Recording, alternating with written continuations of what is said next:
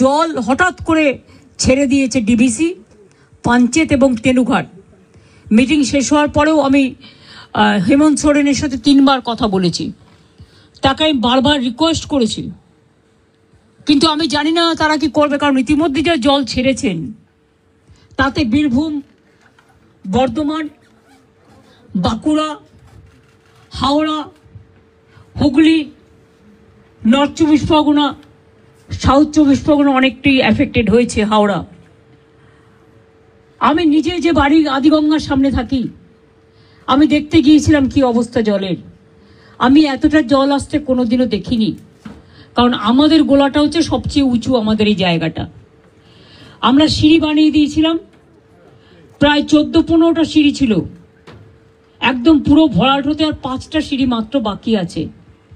এরপর যদি আবার জল ওরা রাত্রে ছেড়ে দেয় বারণ করা সত্ত্বেও, তাহলে কিন্তু বন্যাকে আটকানো যাবে না। ওরা বলছে তাহলে আমাদের এখানে বন্যা হবে। আমরা তোমাদের এখানে বন্যা হবে বলে তুমি আর একটা রাজ্যকে তো ভাসাতে পারো না। আমাদের না জানিয়েই সকালে প্রায় 80-90 হাজার কিউসেক ওয়াটার ছেড়ে দিয়েছে, ফলে একেতে 3-4 দিন কন্টিনিউয়াস বৃষ্টি। এমনিতেই গঙ্গাগুলো, আমাদের নদীগুলো ওভারফ্লো, ড্যামগুলো ওভারফ্লো ছিল, তার মধ্যে এই জলে আস্তে আস্তে কাল সকালে বিকেলে পৌঁছবে।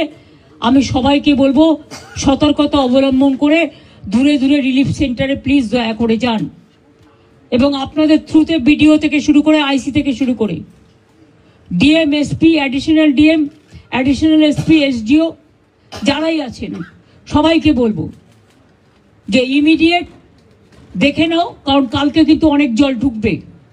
এই জলের ওপর যদি আবার জল আসে